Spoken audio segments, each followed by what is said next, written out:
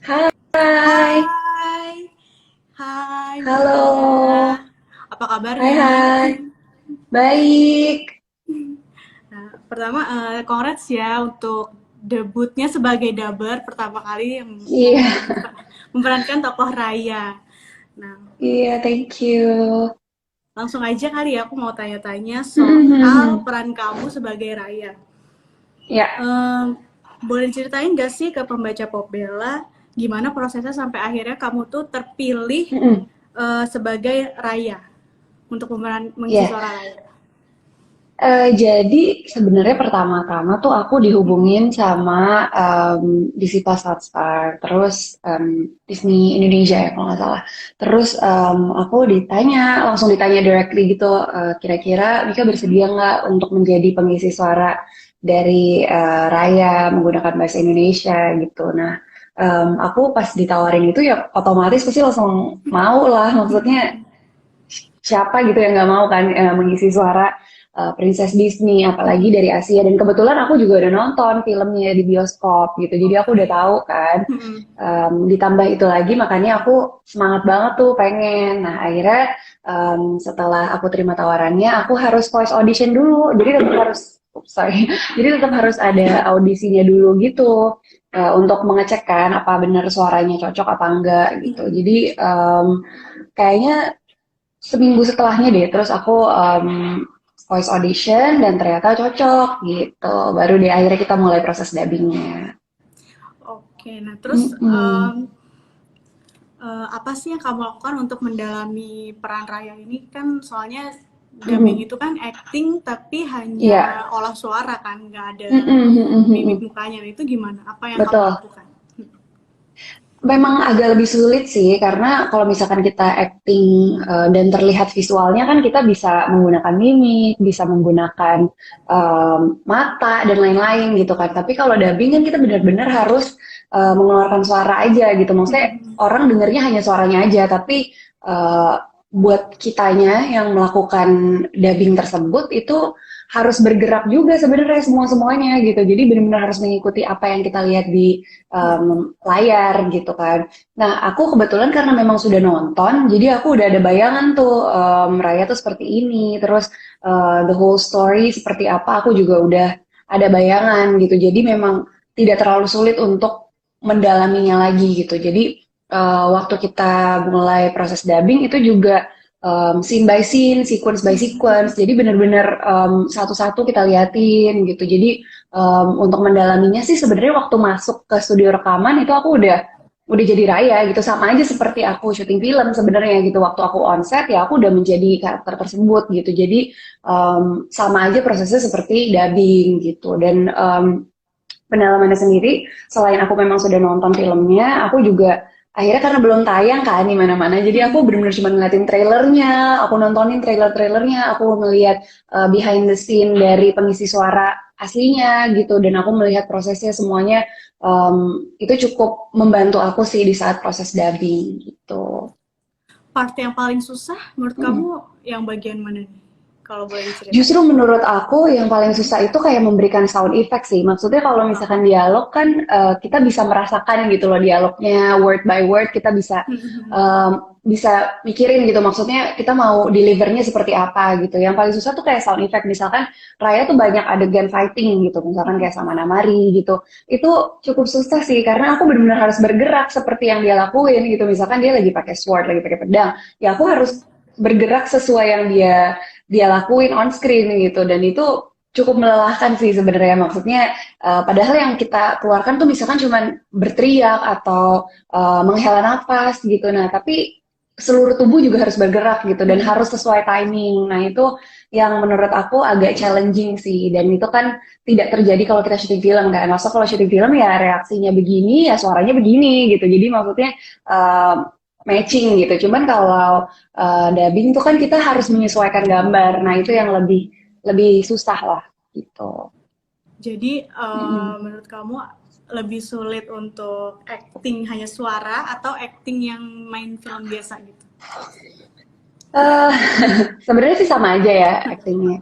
Acting dengan suara doang atau ada visualnya gitu. Cuman Kalau dubbing itu kan aku belum terbiasa ya, jadi memang sesuatu yang baru lah gitu buat aku dan challenge-nya berbeda gitu dari cuman acting di depan kamera gitu. Kalau seperti yang aku bilang tadi, acting di depan kamera kan kita bisa menggunakan seluruh tubuh kita dan itu tertangkap gitu sama kamera kan. Tapi kalau suara kan bener-bener gimana caranya orang tuh bisa tahu kalau kita beneran sedih gitu, cuman dari suara doang gitu. Walaupun memang di animasinya juga ada visualnya, cuman kan berbeda gitu dengan orang melihat kita langsung itu kan beda gitu ya. Jadi dubbing mungkin karena aku pengalaman pertama sih kemarin. Jadi kalau sejauh ini aku merasa itu agak sedikit lebih sulit dari acting di depan kamera gitu. Cuman ya masing-masing ada kesulitannya sendiri-sendiri lah. Berapa lama sih proses Mm-mm. recordingnya dari awal sampai akhirnya finish gitu? Iya. Sejujurnya ya aku sendiri juga kaget karena ternyata prosesnya cepet loh. Aku tuh cuman 2 hari.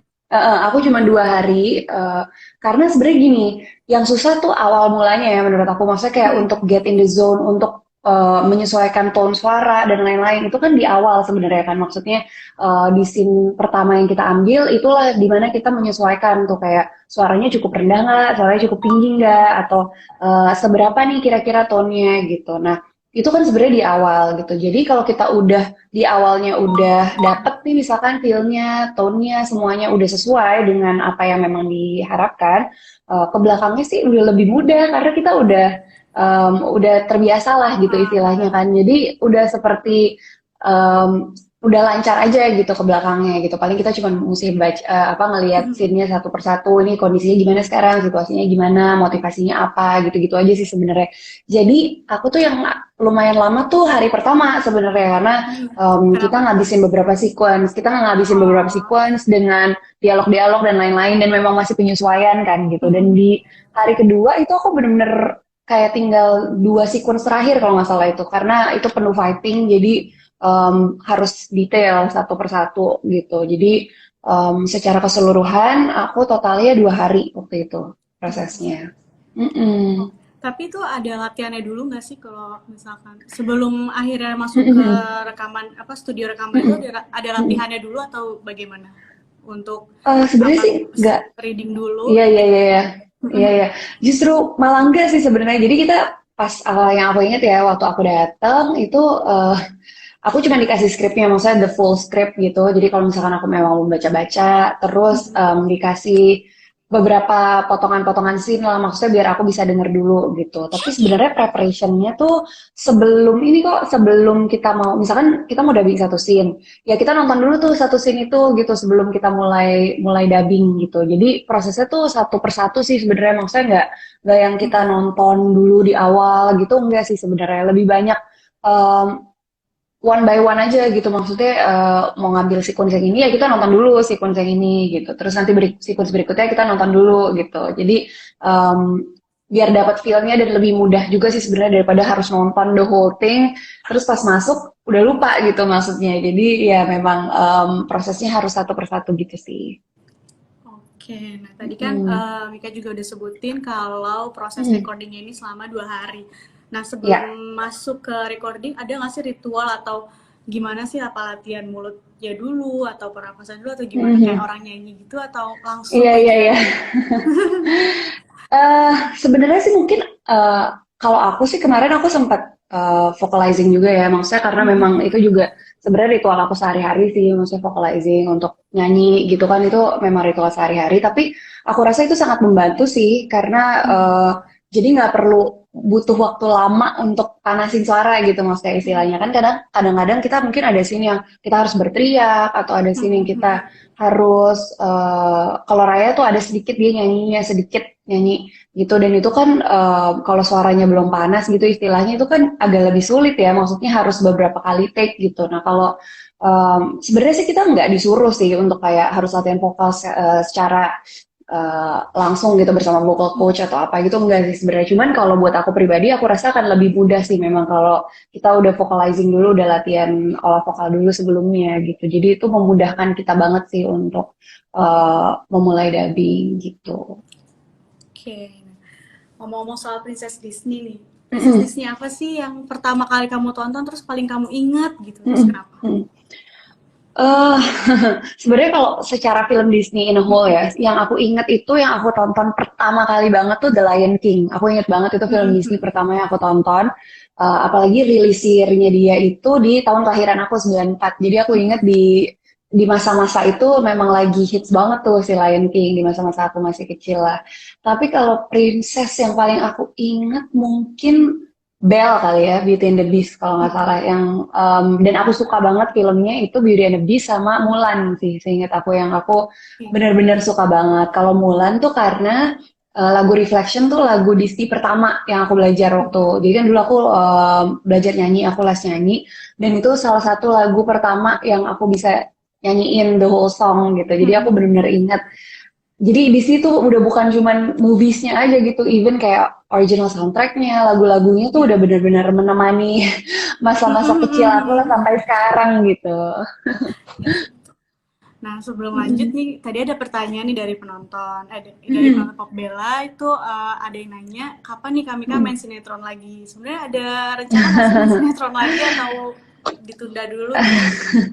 Kalau sinetron kayaknya dalam waktu dekat ini nggak dulu, karena berhubungan dengan waktu pasti nomor satu, karena main sinetron itu sangat-sangat menghabiskan waktu guys. Jadi uh, dulu aku memang waktu awal mula terjun ke dunia entertainment memang mulainya dari sinetron gitu, dan makanya aku udah tahu banget gitu kayak aku bener-bener gak ada waktu sama sekali gitu untuk melakukan hal lain. Apalagi dulu aku sambil sekolah kan, jadi itu benar-benar harus bagi waktu dan lain-lain. Itu benar-benar berat gitu perjuangannya. Makanya aku kalau ngelihat teman-teman yang lagi sinetron stripping atau yang lain-lain, itu aku selalu tepuk tangan sih karena benar-benar nggak ada waktu gitu maksudnya untuk melakukan hal-hal lain. Sementara sekarang aku lagi banyak yang aku kerjakan, aku lagi menyelesaikan S2, aku punya beberapa bisnis yang harus aku jalanin. Aku juga pengen konsentrasi di nyanyi dan main film gitu. Jadi kayaknya untuk sinetron dalam waktu dekat ini belum dulu sih.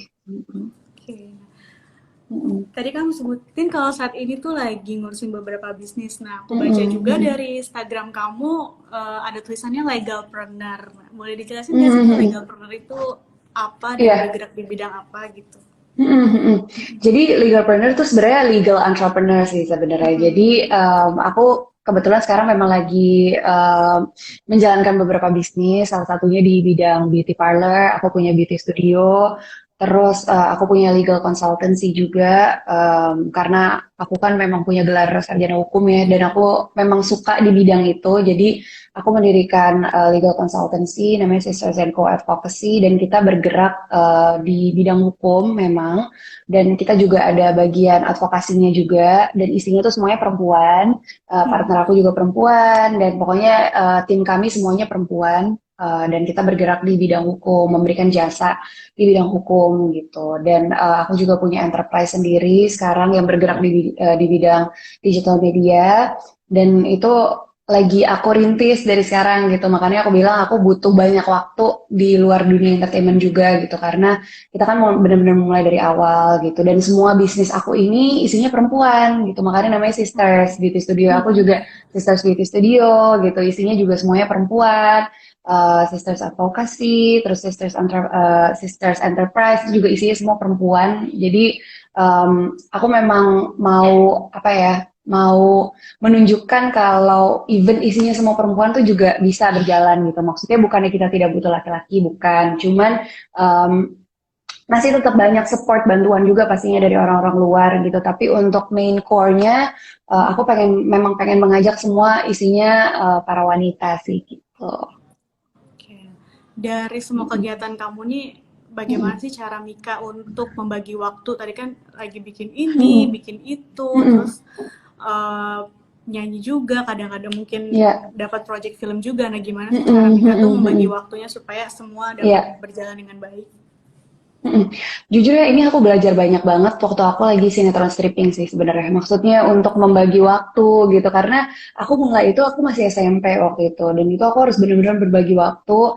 Aku bangun pagi ke sekolah dulu, aku ke lokasi syuting, rutinitasnya begitu-begitu aja gitu waktu itu. Setiap hari aku harus mengerjakan tugas-tugas sekolah di lokasi syuting gitu, dan itu harus pinter-pinter sebenarnya gitu. Dan aku ya memang sangat dibantu sama orang tua sih, sama almarhum ibu aku, apalagi itu aku bener-bener dari dulu tuh diajarin harus punya prioritas, harus punya scale of priorities gitu, maksudnya dan nggak harus secara skala besar, dari skala kecil-kecil aja. Misalkan besok aku tuh selalu punya agenda gitu, jadi aku selalu tulis untuk besok yang harus aku prioritasin yang ini dulu nih. Misalkan bisnis aku yang konsultansi gitu, misalkan aku besok harus ketemu klien dulu, jadi itu yang nomor satu. Terus nanti abis itu kedua, aku baru bisa mengurusi hal-hal lain gitu. Apalagi sekarang aku juga sambil kuliah kan, jadi benar-benar banyak hal yang harus aku juggle gitu. Cuman aku rasa itu kelebihan seorang wanita sih, kita lebih multitasking kayaknya ya. Iya Jadi betul. bisa, iya, iya kan. Nah, itu menurut aku kelebihan kita sih gitu. Dan aku mengalami itu banget, dan itu perlu di-train. Menurut aku itu harus dilatih, harus dikembangin gitu untuk the skill of multitasking gitu. Karena mumpung masih muda, kita masih punya banyak kesempatan, masih sehat ya. Mudah-mudahan dikasih kesehatan terus. Ya harus dipergunakan sih menurut aku gitu. Dan ya memang kadang-kadang capek ya, karena kita harus membagi pikiran gitu. Maksudnya lagi di iya kayak lagi mengerjakan sesuatu tapi mikirin hal lain juga gitu, itu kan nggak mudah, apalagi kita masih harus berbagi waktu juga untuk personal life, kita juga tetap harus interaksi juga ya sama kayak teman-teman, sama keluarga gitu, itu kan juga perlu skill juga tuh untuk berbagi waktu gitu. Cuman ya seiring berjalannya waktu aku sangat enjoy sih ternyata gitu untuk mengembangkan skill multitasking ini, aku sangat enjoy sih. Tapi masih tetap ada interest untuk di dunia Hmm. hiburan kan, meskipun saat ini banyak banget Iya, kegiatan di luar dari dunia hiburan. pasti. Pasti, aku tuh malah merasa dunia hiburan tuh kayak escape room aku gitu, karena memang bagaimanapun ya passion aku adalah art, passion aku adalah seni gitu. Aku sangat sangat mencintai dunia seni ini gitu. Jadi, wah aku senang banget kalau harus syuting atau aku harus nyanyi. Jadi kadang-kadang juga tetap aku ada off air dan lain-lain gitu. Itu aku malah happy banget gitu, karena memang aku merasa ya itu adalah passion utama aku gitu. Hal-hal lain ini adalah hal-hal baru yang aku coba dan ternyata aku juga suka gitu. Cuman uh, kalau secara passion utama ya tetap di dunia entertainment pastinya. Maksudnya uh, aku sangat mencintai lah bernyanyi, dunia musik, dunia acting gitu. Aku sangat suka. Jadi aku tidak merasa ini menjadi beban gitu. Justru ini jadi escape room aku. Aku happy banget. Tuh. Oke. Sekarang kita Mm-mm. bacain pertanyaan-pertanyaan dari yang nonton Mm-mm. kalian. Ini ada satu Mm-mm, boleh di dong. sini. Hmm, Apa tuh? ini ada niatan mindset lagi, tadi udah Iya. dibahas. Oh, ini Mm-mm. tadi saat dubbing itu jadi Mm-mm. Raya, apakah ada vokal coachnya? Tadi. Kita ada direkturnya kebetulan. Kita ada direkturnya, terus ada dari beberapa tim dari Disney juga, terus ada sound engineer-nya juga. Sebenarnya agak mirip sama syuting film juga sih sebenarnya, karena memang kita masih di guide juga kan, karena dari segi suara untuk mendubbing itu kan beda gitu, dan kita aku memang bukan dubber profesional dan itu baru pertama kali gitu, jadi pasti aku butuh bantuan lah gitu. Belum lagi penyesuaian bahasa itu juga cukup sulit tuh, karena kita harus mentranslate dari bahasa Inggris ke Indonesia kan, dan itu kadang-kadang nggak sama gitu. Maksudnya misalkan mungkin Inggrisnya pendek banget tapi Indonesia panjang banget gitu, dan itu harus Oh ya, disesuaikan. Nah, dan itu kenapa kita butuh director, kita butuh sound engineer juga, dan support dari tim Disney-nya juga gitu. Jadi memang kita udah sangat disupport dengan tim yang sangat kompeten sih menurutku. Makanya itu membuat kita juga jadi lebih mudah waktu proses dubbingnya. oke. Terus Mm-mm. pertanyaan selanjutnya, apakah akan ada single baru lagi dari Kamika?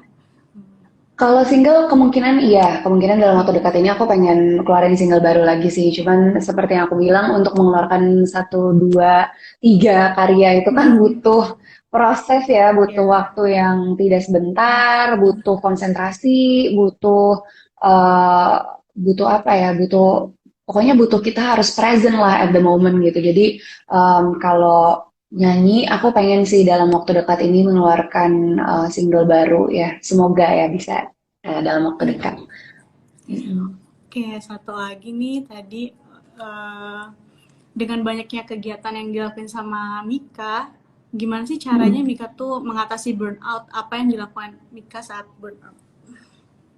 Eh, Burnout maksudnya mungkin capek ya, Iya, kayak stres stres ya. mungkin. Eh, Gini ya, maksudnya aku dari sananya ya, aku tuh orangnya memang sangat slow banget. Aku tuh slow, aku tuh nggak suka mikirin hal-hal yang belum kejadian gitu. Aku tidak mau membebani diri aku gitu. Memang pada dasarnya aku orangnya seperti itu gitu dari dulu. Orang teman-teman aku juga pada bilang nih anak terbodoh amat gitu. Aku juga orangnya kalau misalkan ada yang salah ngomong, aku juga nggak pernah masukin ke hati gitu. Pokoknya aku santai banget deh gitu deh. Itu menurut aku adalah salah satu quality yang sangat membantu aku sih di pekerjaan ini gitu. Cuman selain itu pasti balik lagi ya gitu, seperti yang aku bilang, kita semua kan pasti punya interest, kita punya passion, punya hobi. Nggak semua orang berkesempatan untuk bekerja sesuai dengan passionnya gitu. Ada yang memang bekerja karena tuntutan atau karena kesempatan, tapi bukan karena dia mencintai pekerjaannya gitu. Jadi pasti balik lagi menurutku, pertama, first and foremost, aku percaya sih do what you love, love what you do itu penting banget gitu. Jadi kalau memang kita mau nggak mau harus mencintai pekerjaan kita, ya harus lakuin itu menurutku gitu. Dan apalagi untuk orang-orang yang seperti aku yang sangat beruntung ya bisa bekerja sesuai dengan keinginan aku, sesuai dengan kesukaan aku gitu istilahnya. Dan aku merasa sangat tidak fair kalau aku tiba-tiba ngerasa stres atau burnout, which is actually very normal sih, karena kita kan manusia gitu. Jadi aku sih tidak merasa itu burnout atau stres ya, mungkin kita lagi jenuh aja atau capek gitu karena melakukan hal yang sama berulang-ulang kali gitu. Cuman if you love what you do, aku sih percaya rasa itu kan hilang sendiri sih gitu. Dan in the meantime ya lakuin aja apapun yang menurut kita bisa lebih membuat kita tidak terlalu memikirkan hal tersebut ya. Kayak misalkan kalau aku biasanya aku olahraga karena aku merasa setelah aku olahraga badan jadi lebih enak, pikiran lebih jernih gitu. Atau dengerin musik, as simple as dengerin musik. Kalau aku ya aku sangat senang karena itu bisa change my whole mood. Aku dengerin lagu-lagu yang aku senang gitu, atau aku nyanyi gitu, atau banyaklah hal-hal yang memang bisa kita lakukan untuk menghilangkan rasa jenuh itu. Tapi balik lagi kalau untuk komplain, untuk stres gitu, aku rasa sangat tidak fair sih. Apalagi ada di posisi aku sekarang yang memang berkesempatan untuk melakukan passion aku gitu istilahnya dan menjadikan itu sebuah pekerjaan gitu. Dan sangat gak fair kalau aku tiba-tiba stres atau lain-lain gitu. Kalau jenuh memang normal, menurut aku wajar. Pasti semua orang akan ada lah di titik capek atau jenuh atau butuh break gitu kadang-kadang, and it's very normal. Karena itu juga salah satu quality yang harus kita kembangin, itu adalah know when to take a rest gitu. Harus tahu kapan memang kita butuh istirahat gitu. Makanya kita harus kenalin badan kita baik-baik gitu, pikiran kita baik-baik gitu. Kita harus tahu, oh ini waktunya gue nonton film bentar nih gitu, atau ini waktunya baca buku bentar nih gitu untuk meringankan pikiran aja gitu. Oke, terus tadi ada satu Mm-mm. penonton di sini yang minta coba Mm-mm. dong contohin suaranya Raya, satu kalimat aja. Apa ya? Aduh, aku udah lupa banget lagi dialognya, kalimatnya Raya. Sebenarnya sih suara Raya ya, itu nggak beda-beda jauh banget sama suara aku sebenarnya. Cuman waktu aku voice audition, aku memang dibilangin kalau suara Raya itu lebih berat dari suara aku sebenarnya. Karena suara aku kan tergolong Oke. agak cempreng ya sebenarnya. Jadi waktu voice audition tuh aku udah diingatkan kalau nanti kamu terpilih untuk mengisi suara Raya, harus turunin dikit suaranya, harus lebih di tone down gitu. Jadi sebenarnya kalau suara eh, mirip banget sebenarnya sama suara aku sih. Maksudnya kalaupun sekarang pada nonton juga pasti bisa denger lah itu suara aku gitu. Maksudnya nggak ada yang signifikan yang aku rubah gitu. Misalkan aku jadi kayak deep banget gitu, enggak, atau dikencengin suaranya, enggak sih. Lebih ke suara aku sendiri, cuman memang agak aku turunin aja pitch-nya gitu. Jadi itu aja sih sebenarnya yang membedakan. Kalau lain aku agak-agak lupa soalnya. Maaf ya, nonton aja di Disney Plus Hotstar, udah ada sekarang. Kalau boleh tahu itu waktu dubbingnya tuh kapan sih, bulan apa? Itu pas bulan puasa Oh, udah kemarin. puasa. Nah itu iya, itu kenapa aku nggak bisa lupa banget sih, karena itu benar-benar lagi bulan puasa. Terus kebetulan aku memang nggak puasa, tapi tim yang lain kan puasa gitu. Jadi itu cukup challenging sih karena kasihan kalau aku kan bisa minum colong-colongan gitu Mm-mm. tapi tim yang lain nggak bisa gitu jadi itu aku bakalan inget banget sih nggak bakalan lupa lah karena harus menyesuaikan dengan kondisi di saat itu juga gitu Mm-mm. makanya biasanya kita take-nya tuh dari pagi sampai sebelum buka puasa gitu jadi pas sudah selesai udah waktunya buka puasa gitu jadi sekalian ngabuburit lah. Oke, nah balik lagi Mm-mm. ke Raya and the Last Dragon. Mm-mm. Menurut Mika nih, ada nggak sih pesan tersirat dari film ini untuk perempuan di Indonesia? Oh banget, banyak banget ya. Apalagi kalau kita lihat film ini pertama, udah pasti eh, kayak kayak voice dubbernya aja kita bertiga itu semua perempuan kan. Jadi memang kayak istilahnya frontlinersnya aja tuh udah perempuan-perempuan gitu. Jadi Mm-mm. itu adalah eh, kalau buat aku sih itu it's a big thing, it's a huge thing gitu. Maksudnya secara keseluruhan bener-bener yang terdepan tuh perempuan-perempuan gitu maksudnya karakter-karakter utamanya gitu.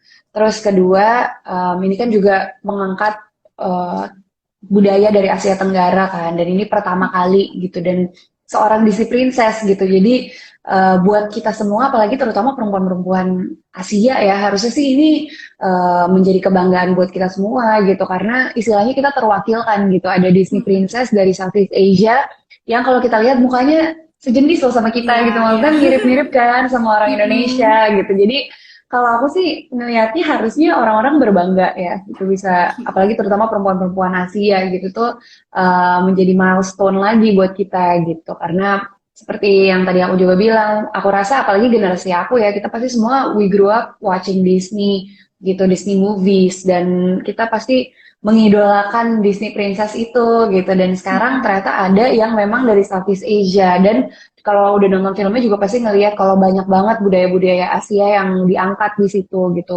terutama Indonesia juga ya, karena ada kayak ada wayang, ada keris gitu-gitu, itu waktu aku nonton pertama kali aku bangga banget sih jujur, apalagi sebagai pencinta film-film Disney ya, Disney Princesses juga gitu, aku ngerasa sangat bangga sih, terutama untuk para perempuan. Jadi aku rasa ini bukan cuma tontonan yang bisa kita enjoy aja nontonnya, tapi itu juga bisa jadi pride buat kita sih, dan ini bisa jadi legacy juga buat wanita-wanita Asia, terutama Indonesia. Oke, terakhir untuk Mika Tambayong. What's next from Mika Tambayong?